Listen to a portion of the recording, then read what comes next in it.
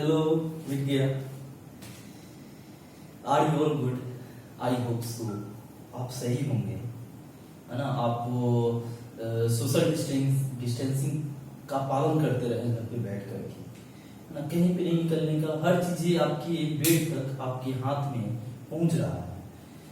ठीक है, आज हम ऑर्गेनिक केमिस्ट्री में एक बड़ा ही इंपॉर्टेंट टॉपिक तो नहीं बोलेंगे, लेकिन एक इंपॉर्टेंट स्किल है जिससे हर अच्छे एग्जाम में क्वेश्चंस पूछे जाने की प्रबल संभावना होती है। वो स्किल का नाम है डांसिंग रेजोनेंस।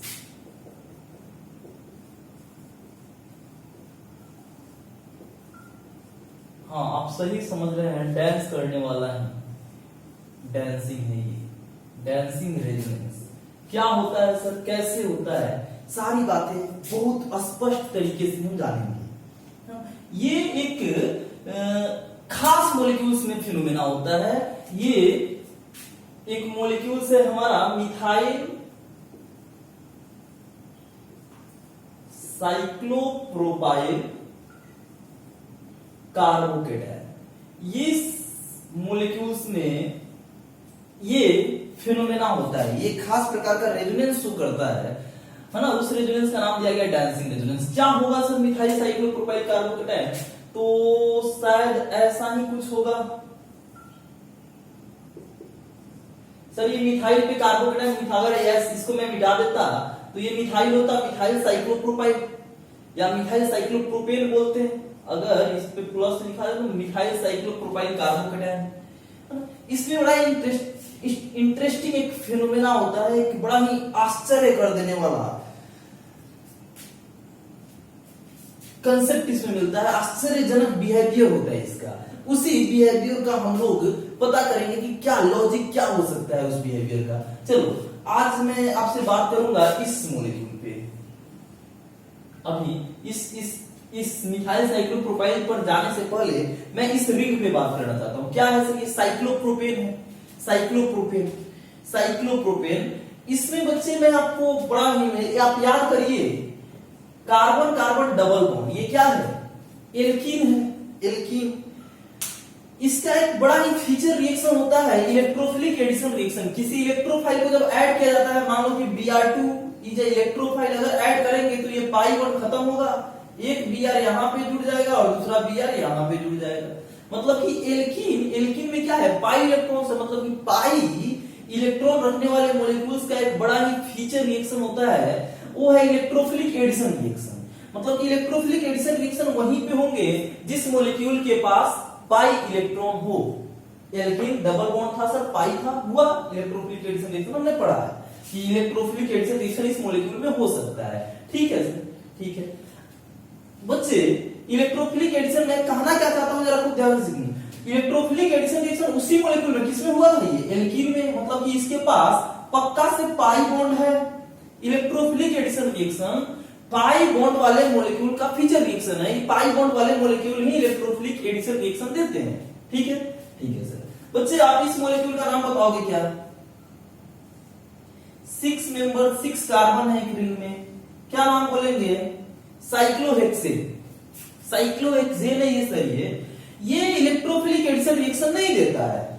अरे सर आप क्या बोल रहे हो सर, इसमें कहां पाई इलेक्ट्रॉन है कि इलेक्ट्रोफिलिक एडिशन रिएक्शन देगा? बिल्कुल ये नहीं देता है बच्चे। साइक्लोपेंटेन जो है, ये भी इलेक्ट्रोफिलिक एडिशन रिएक्शन नहीं देता है। सर क्या बोल रहे हो, नहीं है पाई बॉन्ड? सर आपको नहीं दिख रहा है क्या, पाई बॉन्ड नहीं है, नहीं देगा ये इलेक्ट्रोफिलिक एडिशन रिएक्शन। बच्चे साइक्लोब्यूटेन,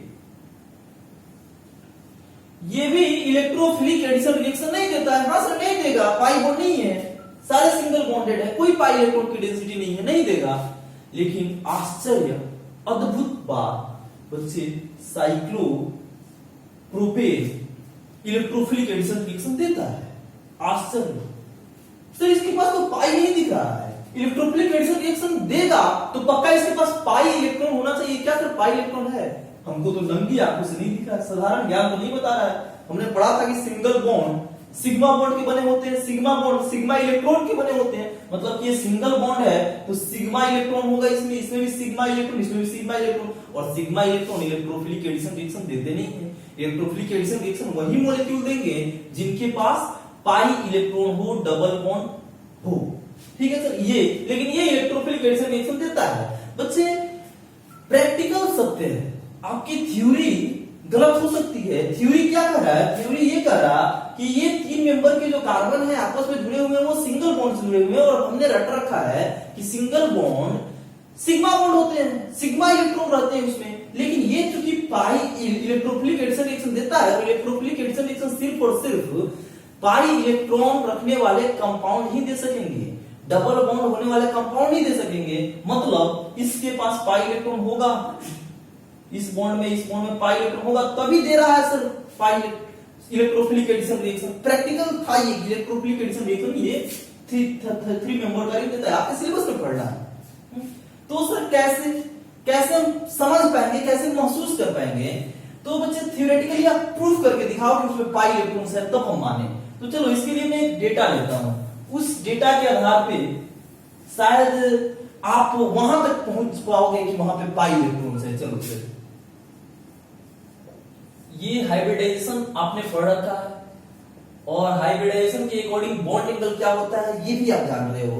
दरअसल होता ये है कि बॉन्ड एंगल के अकॉर्डिंग हाइब्रिडाइजेशन होता है, लेकिन हम अपनी सुविधा के अनुसार पढ़ते आ रहे हैं कि बॉन्ड हाइब्रिडाइजेशन कोई पूछता है कि बताओ जी sp2 हाइब्रिड ऑर्बिटल्स में बॉन्ड एंगल कितना होगा, तो हम खट से बोलते हैं 120 डिग्री। तो बच्चे हम सुविधा के अनुसार हाइब्रिडाइजेशन से बॉन्ड एंगल निकालना, क्योंकि कॉपी पे हाइब्रिडाइजेशन निकाल सकते हैं सर किसी भी मॉलिक्यूल, किसी भी एटम का, और उसके अगर हाइब्रिडाइजेशन निकल गया तो हम जानते हैं अगर sp2 होगा तो उसके ऑर्बिटल कितने एंगल पे ओरिएंटेड होंगे, 120 पे। अगर sp हुआ तो 180 पे ओरिएंटेड होंगे। तो ये आसान होता है हाइब्रिडाइजेशन से बॉन्ड एंगल, लेकिन रियलिटी में बॉन्ड एंगल के आधार पे हाइब्रिडाइजेशन तय किया गया है।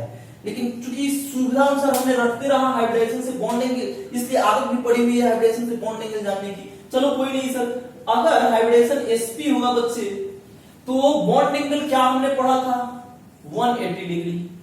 अगर हाइब्रिडाइजेशन sp2 हो बच्चे तो बॉन्ड एंगल 120 डिग्री। अगर हाइब्रिडाइजेशन sp3 हो जाए तो बॉन्ड एंगल 109.5 डिग्री। ये तो सारे बच्चे जानते हैं। बिल्कुल सर, बिल्कुल। ये जो बच्चे मैं sp बोल रहा होता हूं तो sp का क्या मतलब है? जितना s उतना ही p। एक ये ऑर्बिटल का हाइब्रिडाइजेशन है, उस ऑर्बिटल में जितना s कैरेक्टर है उतना ही p कैरेक्टर है, मतलब s और p 50-50% होंगे। तो मतलब कि s की अगर मैं सिर्फ बात करूं तो क्या मैं लिखूंगा 50% s कैरेक्टर? बिल्कुल। ये सिर्फ एक ऑर्बिटल में 1 भाग s है और 2 भाग p है। एक ऑर्बिटल में 1 भाग s 2 भाग p, मतलब कि 1/3 हिस्सा s का है। तो s का परसेंटेज अगर इसको 100 बोल दूं तो 100 में 1/3 भाग s होगा, 1/3 पार्ट बोले तो ये होता है 33.33%। अगर सर इसमें sp पे आ जाना, अगर 50% s है बहादुर तो p कितना होगा 50%। अगर इसमें 33.33% s है तो p कितना होगा 66.67%। sp3 में आ जाना, कितना परसेंट s होना चाहिए सर 25% s। बिल्कुल सही। चलो ठीक है। अब आप देख पा रहे हैं कि सर sp 50%, sp2 33%, sp3 25%। जैसे जैसे हम नीचे आ रहे हैं s कैरेक्टर घट रहा है, और इसमें जैसे जैसे हम नीचे आ रहे हैं बॉन्ड एंगल घट रहा है। इसमें हम जैसे जैसे नीचे आ रहे हैं s कैरेक्टर घट रहा है। मतलब कि क्या मैं नहीं बोल सकता कि percentage s character is directly proportional to bond angle? हाँ या ना बोल। परसेंटेजेस देखो, परसेंटेजेस घट रहा है तो बॉन्ड एंगल भी घट रहा है। 180 से 120 घट गया, 120 से 109 घट गया। तो परसेंटेज एस और बॉन्ड एंगल में डायरेक्टली प्रोपोर्शन का रिलेशन होगा। ठीक सर। बच्चे जैसे जैसे आ रहे हैं नीचे पी कैरेक्टर क्या हो रहा है, बढ़ रहा है, और पी कैरेक्टर बढ़ रहा है तो बॉन्ड एंगल क्या हो रहा है, घट रहा है, मतलब कि इनवर्सली प्रोपोर्शनल। बेशक सर पी कैरेक्टर बढ़ेगा तो एस कैरेक्टर घट रहा होगा, क्योंकि एस के घटने से बॉन्ड एंगल घटता है, तो बॉन्ड पी के बढ़ने से बॉन्ड एंगल घटेगा। तो sir percentage P character is directly proportional to, sorry inversely proportional to bond angle बोलूंगा।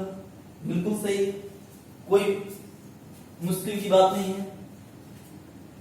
ठीक है, ठीक है, आ जाओ अब यहां पे बच्चे, अगर ये बॉन्ड एंगल किसी तरीके से घट करके हो जाए 60 डिग्री, तो आपको क्या लगता है कि एस कैरेक्टर नहीं घटेगा 60 डिग्री? 109 के लिए तो एस कैरेक्टर 25 होता था, तो 60 डिग्री बॉन्ड एंगल घटा है तो एस कैरेक्टर भी घटेगा, तो कुछ ना कुछ एस कैरेक्टर भी होगा। उस केस में बच्चे एस कैरेक्टर हो जाता है 16.66% एस। तो सर पी कितना हो जाएगा? बाकी बचे हिस्सा पी होगा, पी का होगा 83.34%।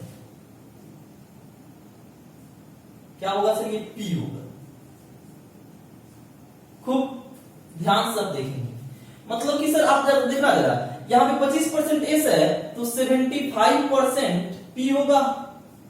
33 था तो कितना परसेंट होगा? 66.पी। यहां पे 50% पी। ठीक है दोस्त, ठीक है सर, मैं इसको अलग अलग कर देता हूं। अब यहां पे सर देखना जरा, 25 मल्टीपल 3 75, 33 मल्टीपल 2 66, 50 मल्टीपल 1 50।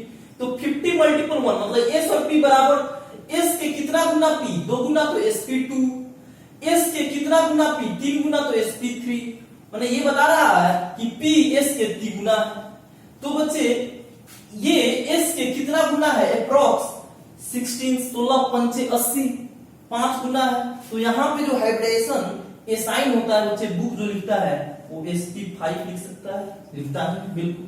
तो बच्चे जहां पे एंगल 60 डिग्री होते हैं ना, वहां पे हाइब्रिडेशन sp5 होता है। अब आ जाओ इस मॉलिक्यूल के पास। क्या था सर हमारा? साइक्लोप्रोपेन। क्या है ये? क्या बच्चे ये इक्विलेटरल ट्रायंगल नहीं है क्या? बॉन्ड एंगल इसका 60 डिग्री नहीं होगा क्या? और ये बॉन्ड बनते किससे हैं? ऑर्बिटल से ही। मतलब कि इस एटम के एक ऑर्बिटल और दूसरे ऑर्बिटल में बॉन्ड एंगल कितना है? 60 डिग्री, 60 डिग्री, 60 डिग्री। तो हाइब्रिडेशन उस एटम का कितना होगा? sp3 बोलते हैं हम, sp3। अगर आप formula number of sigma bond plus number of lone pair hybrid orbitals निकालने के लिए यूज करते हैं, उसके अकॉर्डिंग करोगे तो sp3 आ जाएगा। लेकिन दरअसल ये sp3 अगर कोई बच्चा लिखता है तो गलत है सर, ये प्रैक्टिकली तो sp5 है। ये रियली sp5 हाइब्रिडेशन है। मतलब कि सर यहां पे कुछ कहानी बदलनी चाहिए। चलो अब देखते हैं बच्चे, हमारे सिलेबस में ना 25% एस से एस कैरेक्टर घट जाता है। अगर 25% एस से एस कैरेक्टर घट जाए तो हम उस एस को संज्ञान में नहीं लेते, तभी तो sp3 के बाद कोई हाइब्रिडेशन पढ़ते ही नहीं जिसमें एस कैरेक्टर कम की चर्चा हो। तो जनरली क्या होता है कि अगर एस की वैल्यू 25% से घटे तो उसमें एस को संज्ञान में नहीं लेते, एस को छोड़ देते, निग्लिजिबल मानते हैं। तो यहां पे तो सर बहुत घट गया है, 25 से 16% हो गया। तो उस केस में एस बहुत कम हो जाएगा। डोमिनेट कौन सा कैरेक्टर करेगा? उसका पी कैरेक्टर डोमिनेट करेगा। मतलब इस बॉन्ड में जो ऑर्बिटल यूज हुआ होगा उसमें किसकी भागीदारी ज्यादा होगी, किसकी हिस्सेदारी ज्यादा होगी? पी की ज्यादा होगी। और पी मतलब कि बच्चे इसमें पी बहुत ज्यादा है, इतनी ज्यादा है कि इसको प्योर पी जैसा ट्रीट किया जा सकता है, प्योर पी जैसा बोला जा सकता है। सर ऐसे कैसे बोल सकते हो? ऐसा सुन, अगर बच्चे आपका फिजिक्स में 15 नंबर आते हैं और केमिस्ट्री में 85 मार्क्स आ जाते हैं, आपकी टोटल मार्क्स हुई 100।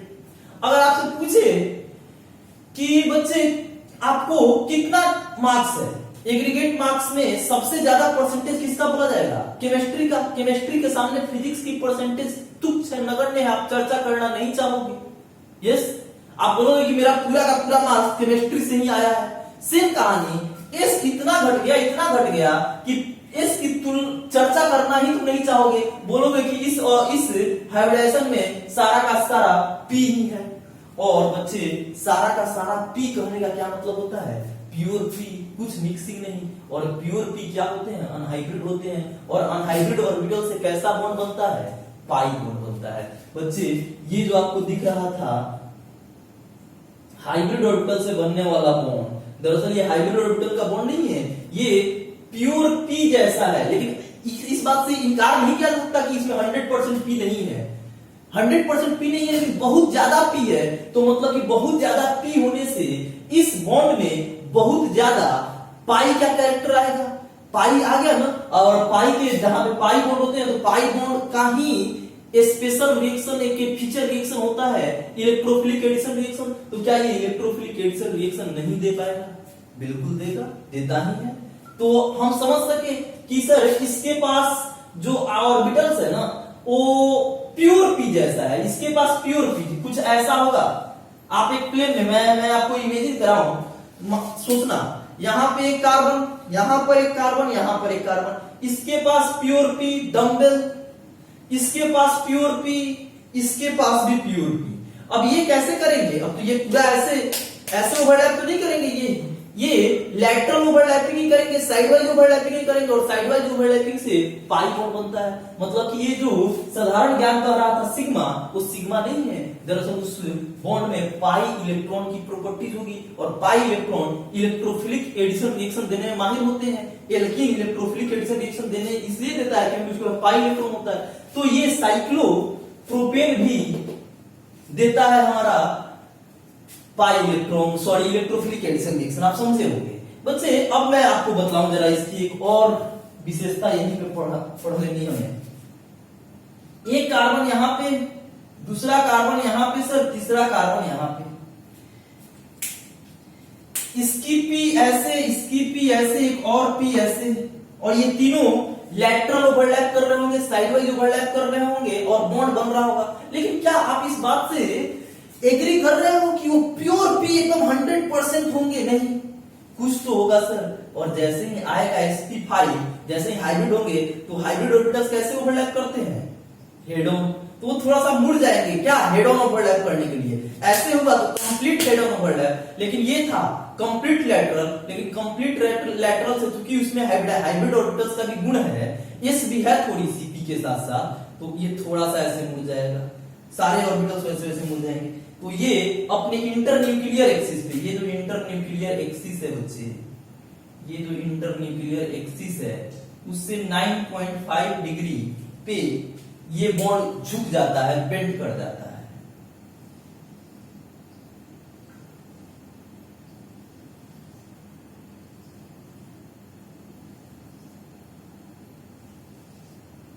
देख रहे हो, बॉन्ड की जो क्लाउड होगी ना, वो थोड़ी सी उभड़ा हुआ होगा, फ्लैट नहीं होगा। जो रिंग में दिख रहा है ऐसे बिल्कुल सीधा नहीं होगा, थोड़ी सी बेंट, मुड़ा हुआ होगा। इसी को बोलते हैं बेंट बॉन्ड थ्योरी।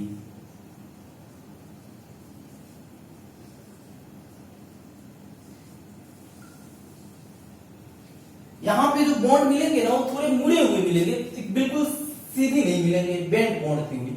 ठीक है बच्चे। तो हमने इस डेटा से समझ सका कि ये सर, ये सिग्मा नहीं है, ये पाई है। और पाई इलेक्ट्रॉन्स की स्पेसिफिक रिएक्शन होता है, फीचर रिएक्शन होता है, क्या? Electrophilic addition reaction. तो इलेक्ट्रोफिलिक एडिशन रिएक्शन देगा, बिल्कुल देगा। चलो सर, इसके आगे बढ़ते हैं सर, इस मॉलिक्यूल में आ जाओ। क्या मैं इसको ऐसे लिख सकता हूं बच्चे?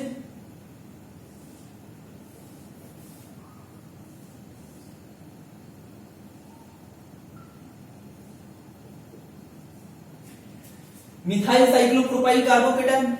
सर, कार्बोकेटाइन प्लस चार्ज बोले तो इसके पास एक अनहाइब्रिड ऑर्बिटल्स,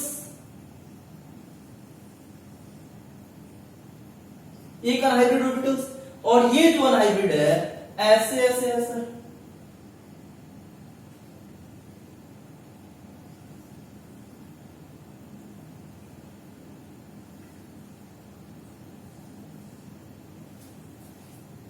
मतलब कि इसमें बहुत ज्यादा p है, बहुत ज्यादा s है, मतलब कि इसको आप अप्रॉक्स कंसीडर कर सकते हो प्योर p जैसा। और pure p just said that it is unhybrid orbitals. आप प्योर p को अनहाइब्रिड ऑर्बिटल्स बोलते हो, तो ये अनहाइब्रिड ऑर्बिटल्स, एक बॉन्ड का गैप अनहाइब्रिड ऑर्बिटल्स। तो क्या यहाँ पे रेजोनेंस नहीं होगा? ये यहाँ पे इलेक्ट्रॉन की आदान प्रदान नहीं होगा? बिल्कुल होगा, यही तो कंजुगेशन का मतलब होता है। तो यहाँ पे इलेक्ट्रॉन एक ऑर्बिटल से निकल करके दूसरे ऑर्बिटल में चले जाएंगे, और जहां कहीं भी एक ऑर्बिटल से इलेक्ट्रॉन निकल करके दूसरे ऑर्बिटल में जाए, उसी को तो बोलते हैं रेजोनेंस। तो यहाँ पे रेजोनेंस परफॉर्म होगा, और ये खास प्रकार का रेजोनेंस होता है। अब मैं इन सारी बातों को मिटाता हूं, आ जाना फिर बच्चे। मतलब कि यहाँ पे एक अनहाइब्रिड ऑर्बिटल्स, एक बॉन्ड का गैप, और ये जो है अनहाइब्रिड ऑर्बिटल्स पाई बॉन्ड है, प्लस एक बॉन्ड का गैप, ये क्या है? सिग्मा है? नहीं, पाई है, पाई प्लस अनहाइब्रिड ऑर्बिटल्स, एक बॉन्ड का गैप पाई। क्या रेजोनेंस नहीं होगा? बिल्कुल होगा सर। ये किधर से किधर की तरफ जाएगा? पाई इलेक्ट्रॉन प्लस की तरफ मूव करेंगे। इसकी परिणाम लिखो जरा। ये बॉन्ड टूटा तो यहां पे प्लस चार्ज, ये इसके पास गया तो यहां पे डबल बॉन्ड। ठीक है बच्चे, क्या आपको इधर इस साइड से नहीं होगा क्या? यही घटना तो इस साइड से भी होगी, और इस साइड से होगा तो कुछ ऐसा बनेगा।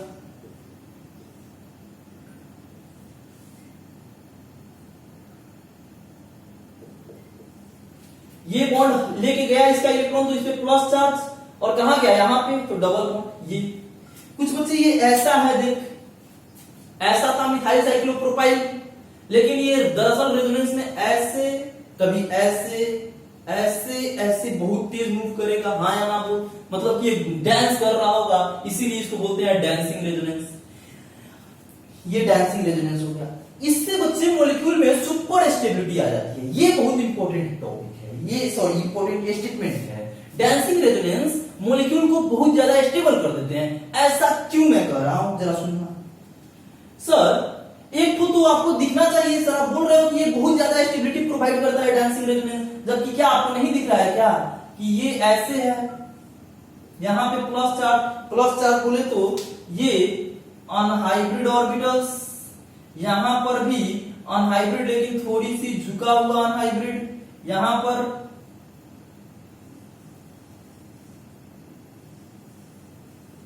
ऐसे, मतलब कि ये तो कंप्लीट पैरेलल नहीं है सर, इसकी बहुत अच्छी ओवरलैपिंग नहीं होगी, क्योंकि ये कंप्लीट पैरेलल नहीं है, ऐसे नहीं है, ये थोड़ा सा ऐसे है, तो ओवरलैपिंग बहुत प्रॉपर नहीं होगा, और ओवरलैपिंग प्रॉपर नहीं होगा तो इलेक्ट्रॉन का आदान प्रदान थोड़ा कम होगा। तो सर ये तो रेजोनेंस में भी खराब दर्जे का रेजोनेंस है, तो बहुत ज्यादा स्टेबिलिटी नहीं आनी चाहिए। As you know resonance is a stabilising factor, तो इससे बहुत ज्यादा स्टेबिलिटी नहीं आनी चाहिए, लेकिन आप बोल रहे हो कि इससे बहुत ज्यादा स्टेबिलिटी आती है, ऐसा क्यों सर? चलो एक पल के लिए कुछ सोचते हैं इस बातों के रिगार्डिंग। स्टेबिलिटी का मतलब क्या होता है? स्टेबिलिटी और स्ट्रेंथ में अंतर है। स्टेबिलिटी का मतलब होता है जो अपनी स्थिति को जितना देर तक बरकरार रख सके, वो उतना ज्यादा स्टेबल। देख बच्चे, अगर मान लो कि कोई स्पीसीज है, एक्स स्पीसीज, इसका उम्र है 100 इयर्स, जनरल है, और ये 105 साल जी लेता है। ठीक है, स्टेबल है, 100 जीना चाहिए, उससे ज्यादा अपनी स्थिति को बनाए रखा, ज्यादा स्टेबल कहा जाएगा, है ना? कोई वाई है, उसकी भी उम्र है 100 साल, और ये जीता है 103 साल। तो कौन ज्यादा स्टेबल है, कौन अपनी स्थिति को ज्यादा बना के रखा? एक्स। अब बच्चे आ जाना, कोई स्पीसीज है जेड, इसकी उम्र है 5 साल, और ये जी गया 5 साल 2 महीना। या फिर ऐसे सोचो, किसी की उम्र है 10 घंटे, बहुत सारे स्पीसीज हैं जो जन्म लेते ही मर जाते हैं, 10 घंटा 5 घंटा, और वो जी गया 1 दिन। अब ये तीनों में कौन सबसे ज्यादा स्टेबल है? जो अपनी स्थिति को बहुत जितना बना के रख सके वो उतना ज्यादा स्टेबल। तो 100 खासकर 105 ठीक है, स्टेबल था।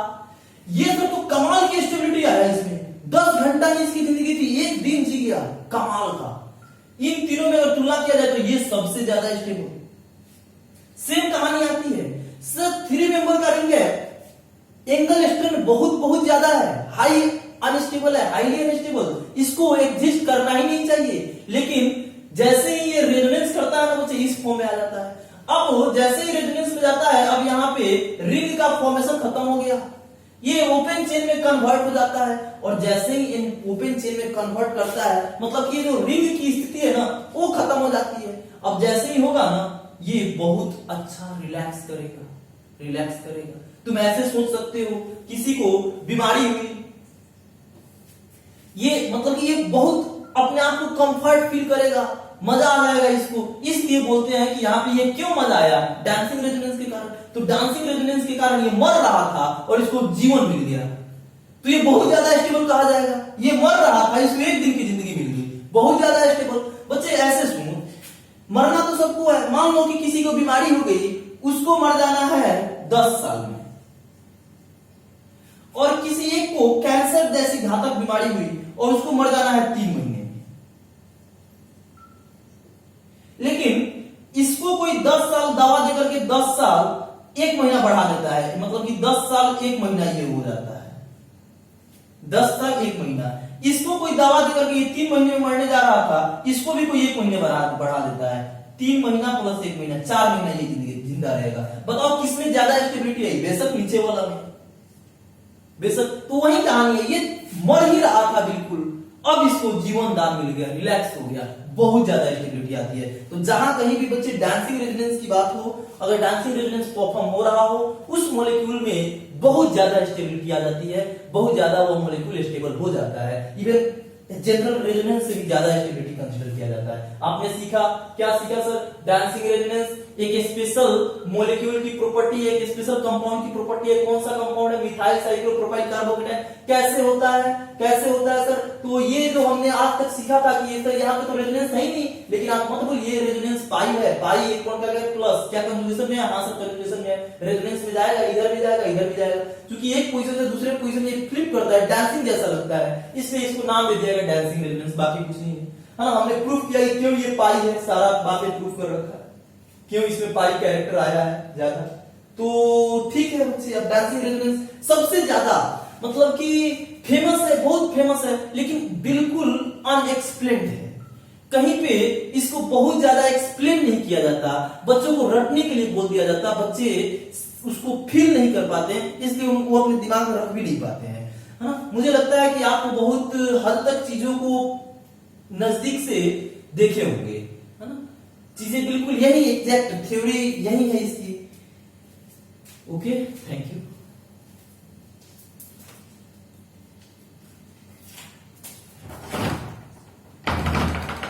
इसको प्रमोट कर रहे हैं लोग।